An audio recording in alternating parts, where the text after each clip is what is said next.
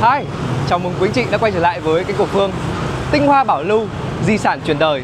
Đó chính là một trong những câu nói mang thương hiệu của dự án Lancaster Legacy này, nằm tại trên vị trí trung tâm trên con đường Nguyễn Trãi, một con đường giao thoa huyết mạch giữa những văn hóa của Sài Gòn xưa và nay tại trung tâm quận 1. Nếu như quý anh chị là một trong những khách hàng, một trong những người sở hữu và sưu tầm những cái bất động sản, bộ sưu tập hạng sang, và là một trong những khách hàng quý anh chị quan tâm về những cái dự án cao cấp đặt tại trung tâm của thành phố Hồ Chí Minh, thì đừng bỏ qua hết video này. Ngày hôm nay Phương sẽ cập nhật tiến độ Lancaster Legacy tới quý anh chị. Lancaster Legacy là một trong những bông hồng còn sót lại hiếm hoi duy nhất tại quận 1, và những ngày tháng trước đó đã ẩn sâu trong mình qua một cái lớp hàng rào bảo vệ, và ngày hôm nay bông hồng đó đã chính thức lộ diện thưa quý anh chị. Như quý anh chị mình có thể nhìn thấy, đó chính là 6 tầng trung tâm thương mại khối đế podium là đã được thi công thêm và lắp thêm những cái hệ thống kính ở bên ngoài. Tiến độ bây giờ đã khoảng cỡ 80% rồi quý anh chị ạ. Và hiện tại các bên nhà thầu Công Tích Công đang thi công thêm những cái hạng mục ở bên ngoài mặt tiền dự án trên đường Nguyễn Trãi như này. Và cùng với đó nữa là khi mà dự án mình hoàn thành xong và đưa vào triển khai những cái loại hình về F&B, Hai Đi Lao hay là những cái thương hiệu nổi tiếng trên toàn thế giới của mình sẽ về đây kinh doanh, thì trên cái con đường Nguyễn Trãi này của mình có duy nhất một cái trung tâm thương mại lớn cỡ này thưa quý anh chị. Và dự án của mình thì sở hữu 6 tầng trung tâm thương mại khối đế đó. Và bây giờ hãy cùng Phương tiến vào bên trong dự án để tham quan thực tế, cập nhật tiến độ thi công và di chuyển lên khu vực nhà mẫu ha quý anh chị. Lancaster Legacy nằm trên con đường Nguyễn Trãi tại số 230, một trong những con đường xa hoa và lâu đời nhất của Sài Gòn. Hiện tại thì Phương đang có mặt tại góc hai mặt tiền của dự án. Đây là con đường hẻm 212 và đã được thi công mở rộng, cởi bỏ những cái lớp rào chắn bảo vệ ra hết rồi ha quý anh chị. Và ở bên phía xa xa kia đó chính là một trong những cái sảnh đón của dự án Lancaster Legacy này của mình. Và dự án của mình thì có tới là 3 tòa tháp. Hiện tại đang mở bán tháp C, một trong những tháp đẹp nhất với tên gọi thương mại là Celeste. Cùng với đó sở hữu 6 tầng trung tâm thương mại khối đế, tiện ích thì sẽ nằm ở tầng 6. Và cùng với đó là 5 tầng hầm ở dưới, sẵn sàng cho quý anh chị mua sở hữu Lancaster Legacy có một suất đậu xe hơi ngay tại trung tâm giữa lòng đô thị xa hoa của Sài Gòn.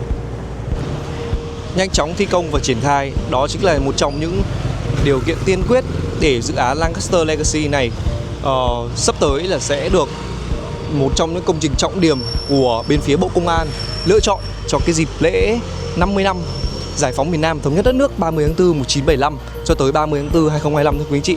Và đây là Phương đang di chuyển ở trên cái con đường hẻm ở bên phía bên hông của dự án, và đây là cái sảnh đón của Block A ha quý anh chị.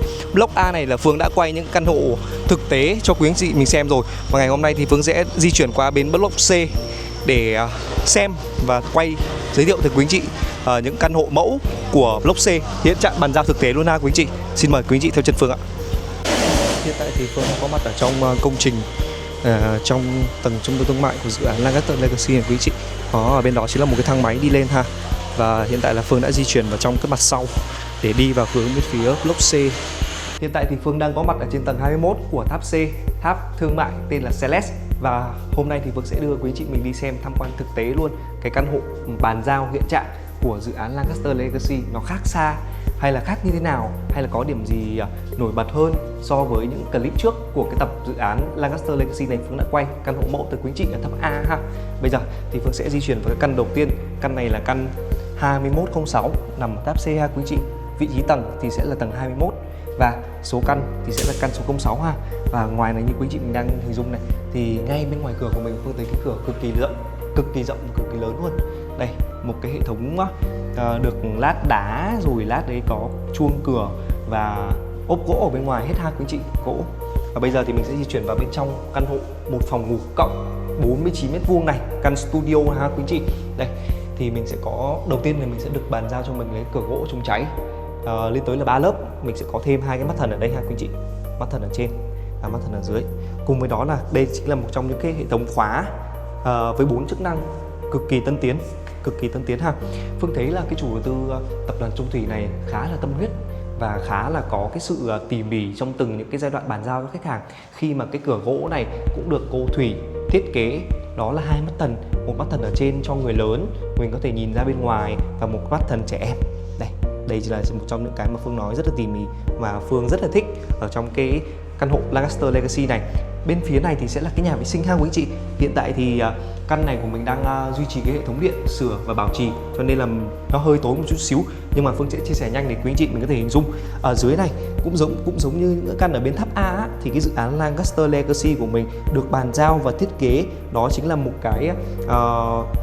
một cái sàn, cái bậc tam cấp ha, nó được thiết kế lài xuống để cho trẻ em và người già, người lớn tuổi ở trong gia đình của mình á di chuyển ở trong căn hộ hay là vào nhà vệ sinh thì thứ nhất là sẽ không bị trơn tru, thứ hai là sẽ không bị vấp ngã. Đây là cái khu vực bếp của cái căn 49m2, một phòng ngủ cộng studio tại dự án Lancaster Legacy này. Điều đầu tiên là mình sẽ được bàn giao cái hệ thống đá như này quý chị, cực kỳ chắc chắn và cực kỳ đẹp luôn. Cùng với đó là hệ thống tủ bếp trên, tủ bếp dưới với cái gam màu khá là đẹp, màu xám, nhìn nó cực kỳ tinh tế ha quý chị. Đây cũng là một trong những hệ thống này của mình này. Và mình sẽ được bàn giao thêm một cái hệ thống máy hút mùi, một cái bếp được nhập khẩu trực tiếp từ Pháp ha quý chị. Đây, nhập khẩu trực tiếp từ France. Ok, rồi thêm nữa là mình sẽ có hai cái khu vực nấu, hai cái khu vực bếp từ ở đây, và mình sẽ có thêm một cái bồn rửa và cái vòi rửa ở đây ha quý anh chị. Chỗ này thì quý anh chị mình có thể về sắm thêm một cái tủ lạnh, đặt ở đây. Bên phía bên hông của cái tủ lạnh thì chủ đầu tư tập đoàn Trung Thủy này cũng bàn giao thêm cho mình là một cái Vinocom với thương hiệu là Panasonic. Cùng với đó là những cái hệ thống điều khiển máy lạnh trong cái khu vực căn hộ này của mình ha. Rồi, vừa rồi là khu vực nhà vệ sinh và khu vực bếp. Còn đây hiện tại đó chính là khu vực phòng khách. Quý anh chị mình có thể đặt một bộ sofa hoặc là tự do thiết kế theo cái nhu cầu của mình. Với cái căn hộ một phòng ngủ này thì chủ đầu tư tập đoàn Trung Thủy định vị là một trong những căn hộ hạng sang cao cấp với vị trí hiếm hoi nằm tại quận 1, khi mà tất cả những quỹ đất hiện tại phát triển cái dự án chung cư ở quận 1 gần như là không còn nữa rồi, thì chủ đầu tư cũng khá là tâm lý khi mà bàn giao cho mình đó chính là cái hệ thống máy lạnh âm trần hết ha quý chị. Đó, trải dài từ đầu cho tới cuối của căn hộ, với cái chiều dài chiều ngang của mình luôn, thì nó sẽ làm cho cái không khí cái căn hộ của mình khi mà quý anh chị mình trở về nhà sau một cái ngày làm việc vất vả mệt mỏi gì đó thì nó khá là mát mẻ và tận hưởng cái không gian mà chỉ trong gia đình của mình sở hữu mà thôi. Rồi, cái căn 49m2 này nó khác so với cái căn bên tháp A ở một cái là chủ đầu tư đã đập cái tường này ra này quý anh chị. Đó. Quý anh chị nhớ không, ở trong những cái tập trước mà Phương chia sẻ về cái căn hộ mẫu có nội thất bàn giao ở tháp A Aristo của bên dự án Lancaster Legacy thì chủ đầu tư làm sẵn luôn cho quý anh chị, đó chính là một hệ thống tường nó kéo dài từ đây sang tới hết bên này luôn, ha quý anh chị. Và chủ đầu tư ngăn cách ra thành hai cái công năng, hai cái chức năng, làm một cái tường thêm ở đây nữa. Bên này thì chủ đầu tư đặt một cái phòng làm việc, một cái phòng studio hay là một cái phòng livestream, hoặc là quý anh chị nào nếu như mà đam mê về nghệ thuật á, mình có thể làm thêm những cái phòng để làm nhạc hay là làm những cái nghệ thuật. Còn bên này thì chủ đầu tư họ bố trí là một cái phòng ngủ với cái thiết kế đó chính là cái cửa kính full từ sàn cho tới trần và được cách âm cũng như là cách nhiệt, tất cả mọi thứ đều là những cái định vị là cao cấp sang trọng hết ha quý chị. Cái gam màu này như Phương đang chạm vào này nó khá là chắc chắn và khá là ok ha. Với cái tầm nhìn view này thì đang là view ra phía bên quận Nhất ha quý chị, view ra bên phía quận Nhất. Hệ thống đèn điện, phòng cháy chữa cháy thì cũng được bàn giao chi tiết đầy đủ hết cho mình. Còn bây giờ thì Phương sẽ mời quý chị mình di chuyển qua cái khu vực ban công ha. Đây chính là cái khu vực ban công, cũng sẽ đầy đủ hết tất cả những cái hệ thống thiết bị rồi, cái hệ thống ống chờ và được bàn giao lát sẵn cho mình cái hệ thống ở lót sàn ở bên ngoài này ha quý chị. Đây, ban công đây, và mình sẽ nhìn ra cái tầm view trực diện ở bên ngoài ha quý chị. Tầm view hướng về quận Nhất.